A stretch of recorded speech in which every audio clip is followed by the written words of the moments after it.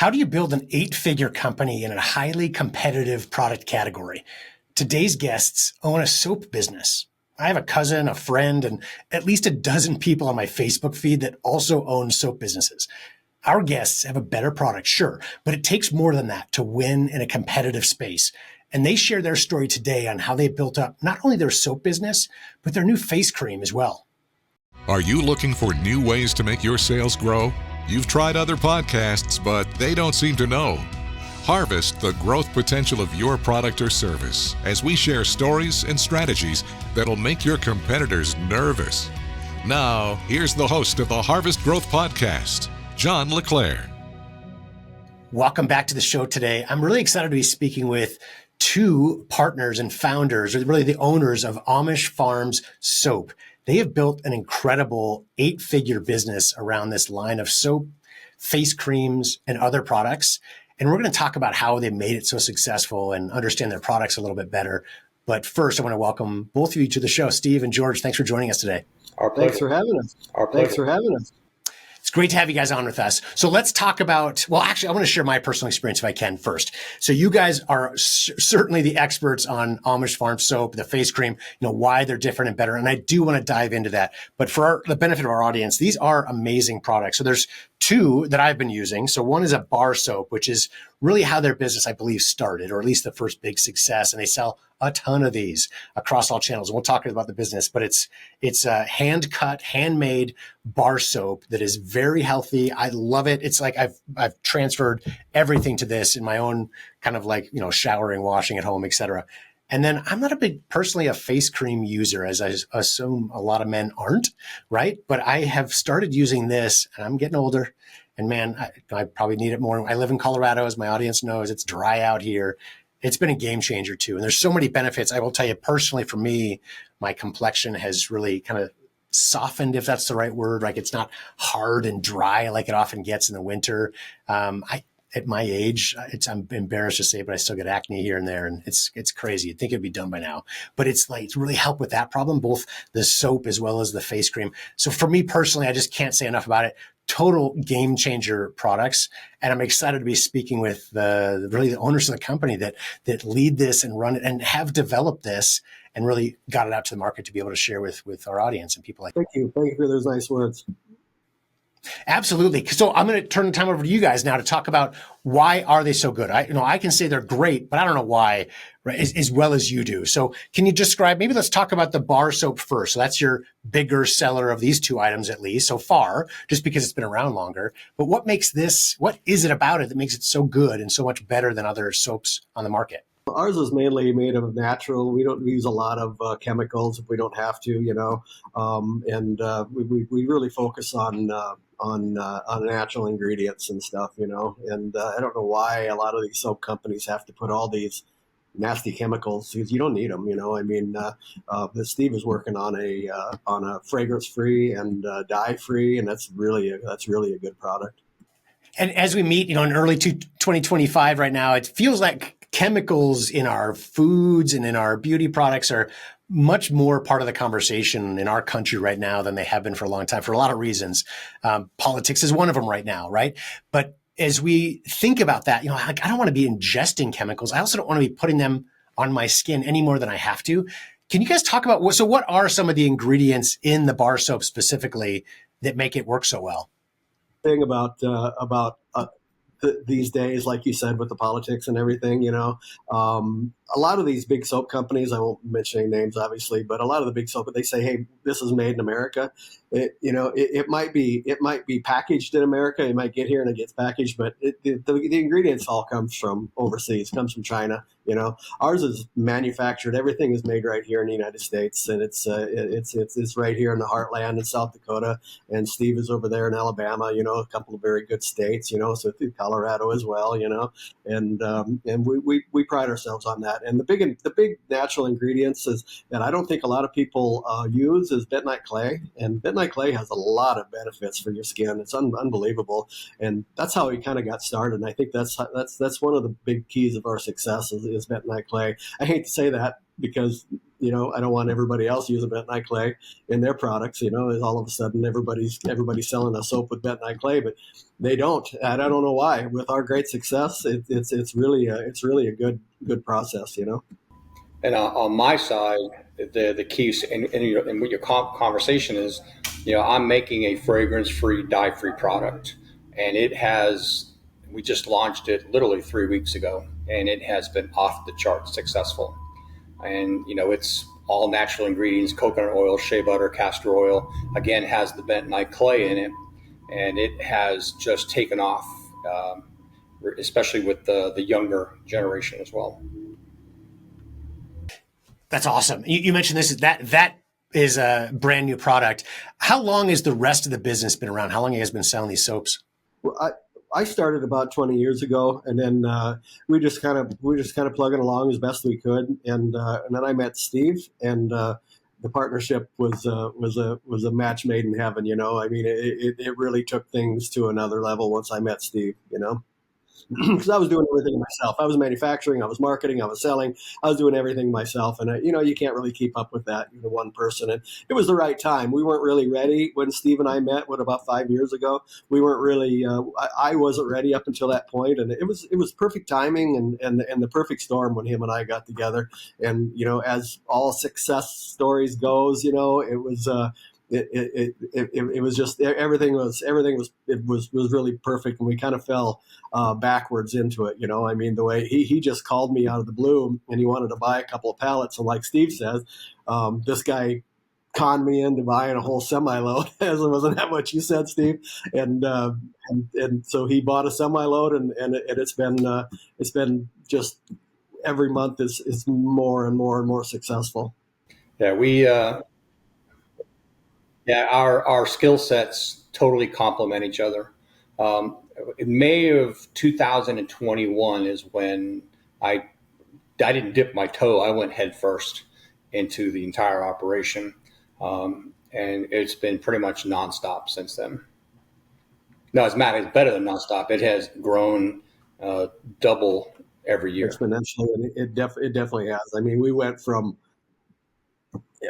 I don't want to say I didn't start this as a joke, but I didn't start it, and I never realized that it was going to ever be this big. It just started it to make a little extra money and start a little business, and kind of a side hustle really is how I started it. But it's sure ain't no side hustle anymore, Steve. And it's a magical combination between two of the perfect people meeting each other. We're totally opposite people.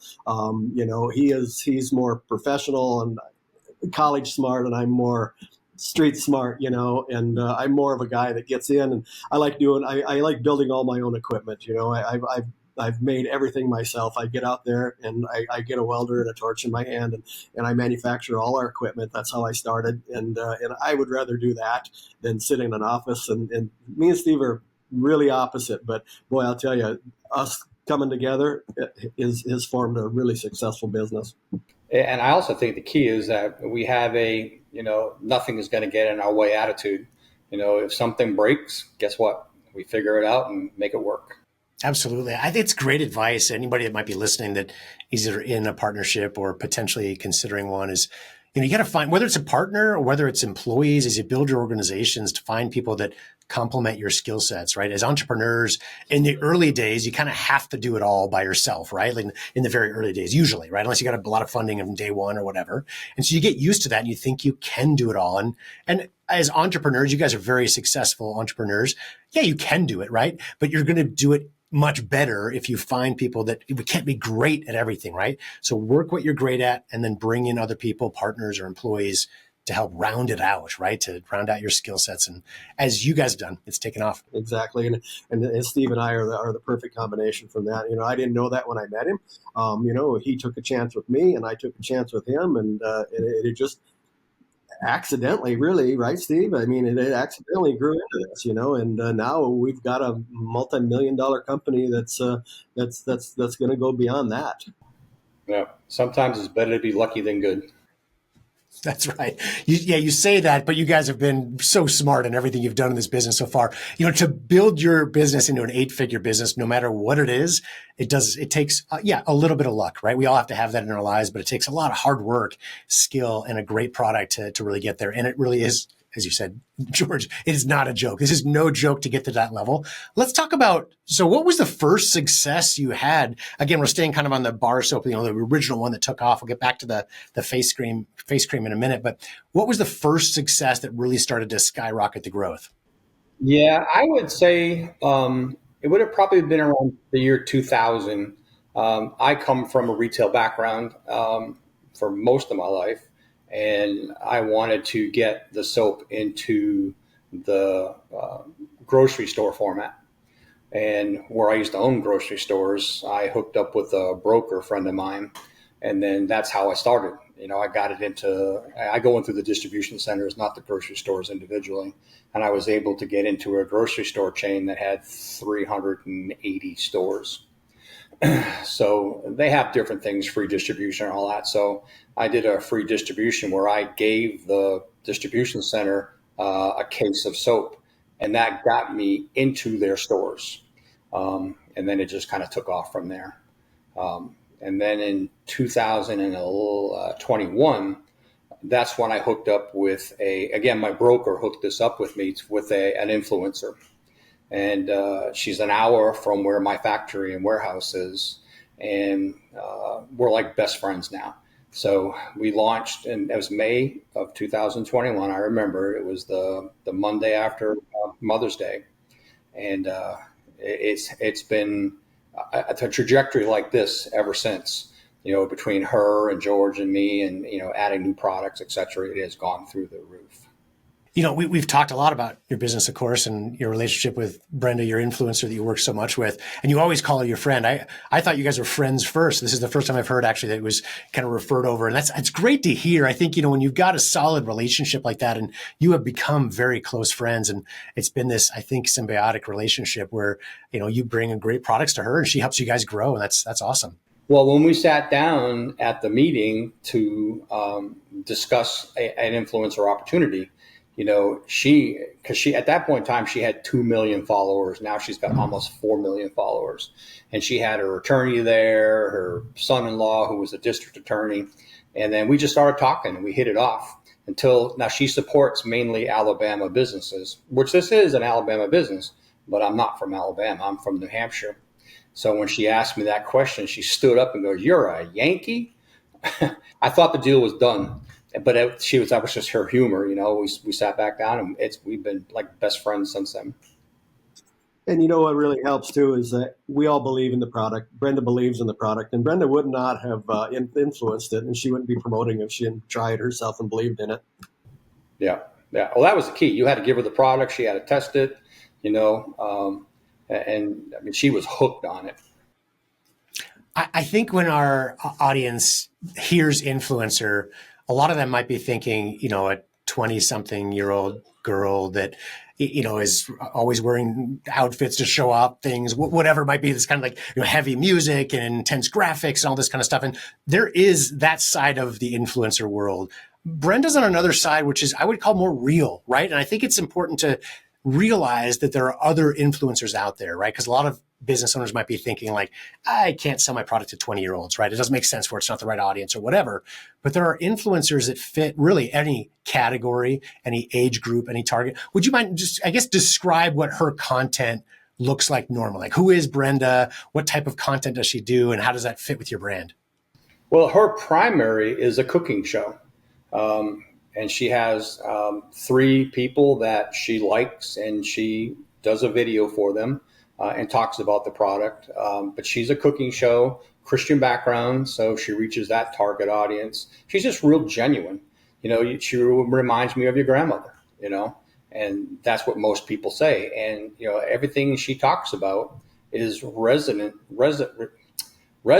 with them because it's like talking with their grandmother. And even the older generation thinks about their grandmother, and she's just real honest, real down to earth. She'll give a little sermon kind of during it, but primarily it's a cooking show. And she's already got 3 cookbooks out.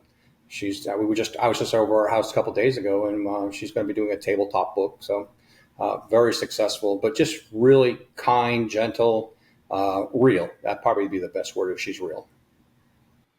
I love that word. I use it all the time for influencers. And I think it's what makes, whether it's influencers or pitch people, talent, but it's being genuine or being real makes, I think, all the difference. And, my audience, they've heard my story many times about working with Billy Mays back in the day, right? And how much I learned from him. And it's interesting. We did a lot of market research or focus groups and tried to figure out, yes, he was exciting and energetic and got your attention. But what really people resonated with was the fact that he sounded real and genuine, even though he's doing what they call yell and sell, right? It was clearly a pitch man, but you felt like he believed in what he was selling. And that's a hard quality to come across. And I think a lot of quote unquote influencers feel very salesy, right? They feel like you watch their videos, you can tell they're just trying to sell you something. And I think that's a great learning. Brenda's a good example of being different than that and finding, again, she's not going to be the right one for everybody that's listening, but finding a connection with talent, pitchman, or an influencer that is real, that is genuine, that is sharing a story with their audience that they truly believe in, it doesn't feel like a pitch, right? It doesn't feel like a sales pitch. It makes all the difference. Well, and exactly right with her. We right from the beginning had an agreement that this was not going to be where she was trying to force our product down their throats. It was conversational.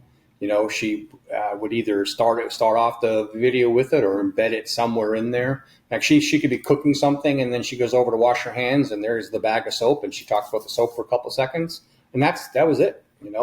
But the people saw it, and they wanted to know what she was using. It wasn't like she was trying to sell it. She was just talking about it. There are points in time like where she will do some selling, if you will, but even then it's not, like Billy Mays selling. It's just, she was just talking about it. Yeah, no, I've seen her lots of times and she doesn't sell it. She just uses it, and yeah, it is pretty neat. She actually did a video one time with one of her friends and showing, because it does have some really good healing properties.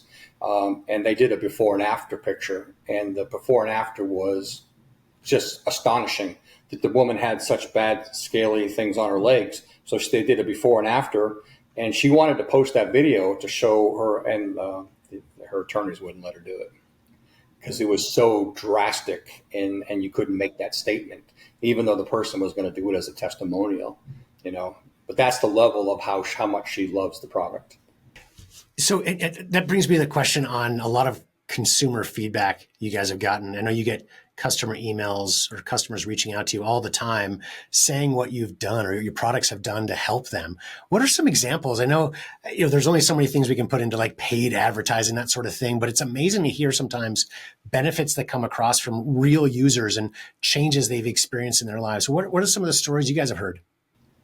Well, I mean, we have some of those testimonials are actually on the website, but I probably get 10 to 20 emails a day talking about, how it's helped them, their kids, their grandkids, whatever the case is. And primarily, I got into this whole thing, and I guess I can say this because my eczema was really bad.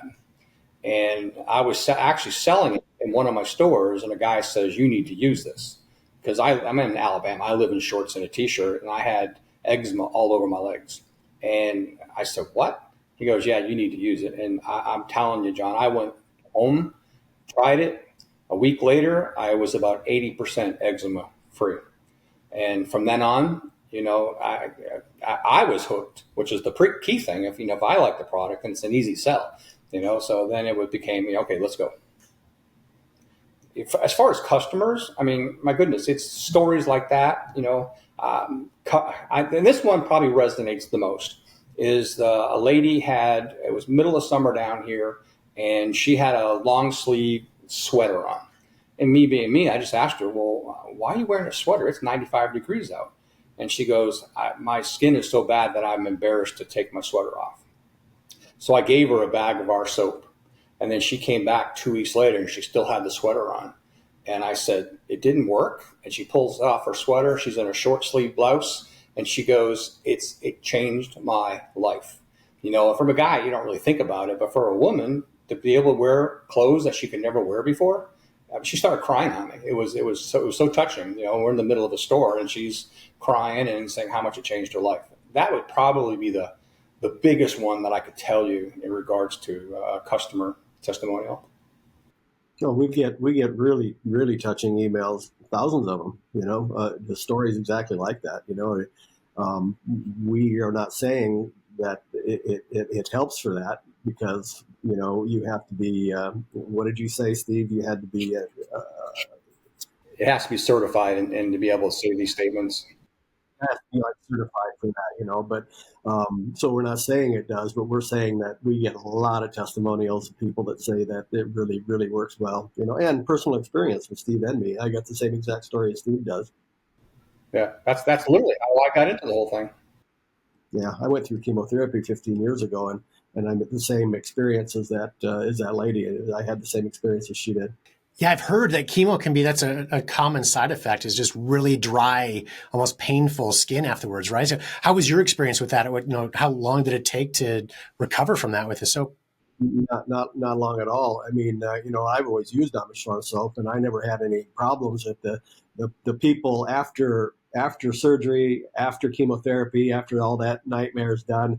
And then the last thing you do is radiation to hit it and make sure it's gone for good, And when I was doing that, there was kind of like a group of people in a room doing that at the same time, all kind of waiting. And I was only, what was I, 39 years old at the time, and everybody else there was in their 60s and 70s, and I used to talk to them about it, and I wasn't promoting Amish Farm Soap with them, but it was a long time ago. But I was hearing all their stories about how dry their skin got, every single one of them. It's like, I got rashes, I can't do anything about it. We're using this and we're using that to help our skin, and I didn't have any problems. And I'm assuming it's because of that, during that time.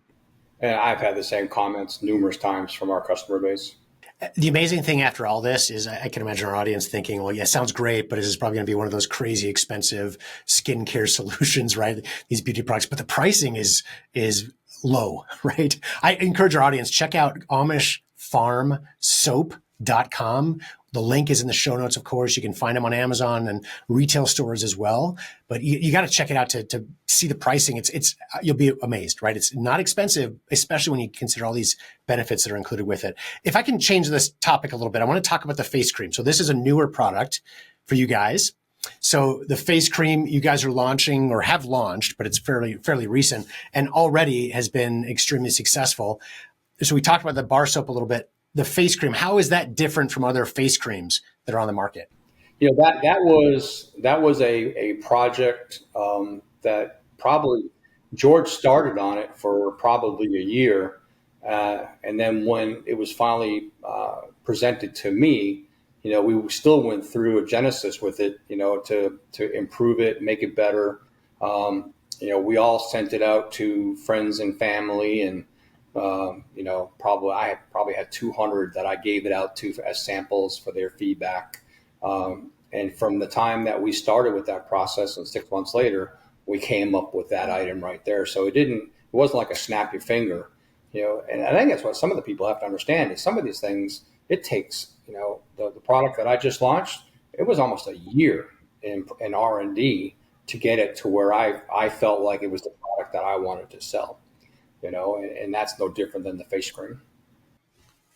Yeah, and it is. I'll echo. I mentioned quickly in the beginning of this my personal experience with it. It's been phenomenal as well. And again, all natural. Beef tallow is a primary ingredient, and that's kind of a buzzword these days, even for cooking with tallow, but also beauty products with tallow.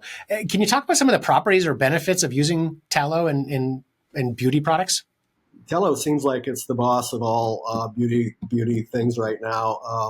I personally wanted to go with like a Crisco oil, like a soybean oil type of thing, and everybody kind of talked me out of it. They're like, right now tallow is really trending. So I tried it myself, and as you could tell, I've probably got more age than both of you, and I've got some wrinkles, and it really does work. A combination between that and the vitamin E and the bentonite clay, it's fantastic. It's just a really good deal, And again, just like the soap, we've been getting thousands of emails from people, saying that right now it's hundreds, but the soap is thousands. But I mean, Brenda is an important part of what we do. And so, I needed to make sure that it was something that she liked, because she's the one who's going to be talking to it, her 4 million Facebook fans. So I would give her a sample, and then she liked them, but it just wasn't right. I didn't think it was where it needed to be. And then we between George and me, we kept on upscaling it. Well, I finally gave her the final version of it, and her accountant was in there, and her accountant literally grabbed it out of her hand and started putting it all over her face and just took the jar and went home with it. It was that kind of a reaction in regards to how good it was working. And you talked about it testing. So you shared it with people you knew, you shared it through Brenda, who's an important part of the team as well. But on top of that, you also reached out to your existing customer base, which you have the benefit of having a large email list from being in business so long and having so much success with the bar soap. How did you use your existing customer base to provide feedback for this new product launch? Well, I have all kinds of different platforms that we use. So, sometimes you can get too much information. So I picked 20 out of each platform. So it was like 80 people, and of the 80, I got rave reviews other than one person. And that was because they were using it incorrectly. It's you don't slather it on, you literally just tap it, because it's that good. And if you slather it on, it gets the tallow by nature is a little on the greasy side. But that was the only comment that I had that was not positive. And then at that point in time, half of them were wholesalers that were going to resell it in their operation. So then I knew, okay, we got the item that we need. The beauty of testing like that is negative feedback can be great, right? So if they're using it incorrectly, well, now you've learned, okay, maybe it's something we change in the instructions or make it more clear or whatever it might be, right? So even negative feedback, of course, can be really helpful, but it's nice to hear. Well, yeah, but the negative comments is what got us to that point. Initially it was going to be just beef tallow, but it didn't smell right, and my wife particularly said, there's no way in God's green earth I'm putting that on my face because it didn't smell right, and then that went and brought us to a whole nother level of, okay, we're going to have to add this, and we add this, and, we changed a bunch of stuff around. I don't know, George, it probably took us, 5, 6, 7, 8 times till we find the right combination that wasn't too little, it wasn't too much, and then when we finally hit on it, it was like, okay, we got it. Well, and you guys could test it with yourselves, with Brenda, maybe with a couple of others, and have great reactions. But I love that you tested with, I think you said 80 people in total, and I'm sure more beyond that as well. But because everyone's skin is different, right? Everyone's going to react differently to it. Everyone has different desires for it. Yeah, we tested this thing for almost about a year and a half, 2 years came along. We were testing this thing, and it's just, like you said, it's the fragrance. And I was going to go straight vanilla flavoring, and then everybody says, "Oh, it smells like it smells like cake frosting. You can't use that," And so we went a little less vanilla, a little more orange peel, and we finally got the right deal there. I think we sure haven't had any complaints on the scent. That's good. Yeah, no, it's a great product. And as I was saying, it's, when you test it with just yourselves, you might find out what you think is perfect. But when you involve others in it, you're going to hear comments coming back where maybe, you don't mind the scent, et cetera, but getting what's going to work for a larger group of people is going to help you to be more successful in the marketplace. When you do that, you're looking for negative comments. You want the negative comments because you need to know what to change. That's why you're asking, Well, but that's true for us. But some people, that's not the case. They want you to sugarcoat it and tell them how good it is. And you're not doing anybody any service if you do that. That's true. Is there anything I didn't ask you guys that you think could be helpful for our audience? I think probably the biggest thing for me when we started up, this is all going to entrepreneurs, the underlying thing is cash flow, and as you're trying to build this business up and, you have all these great ideas, but, you don't have the money to be able to do it to the level that you want to do it.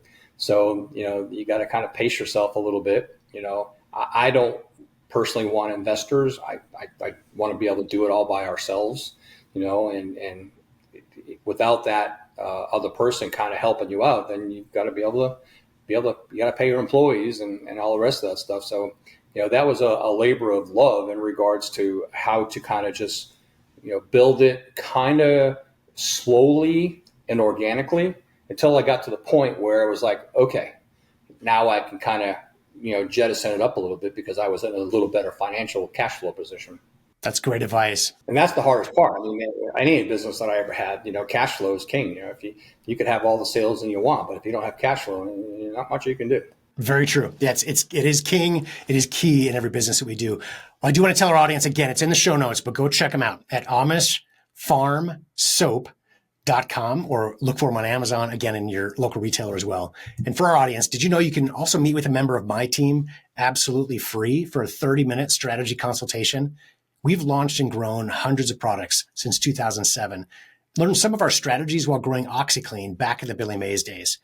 We're here to help. So please go to harvestgrowth.com and set up a call if you'd like to discuss further.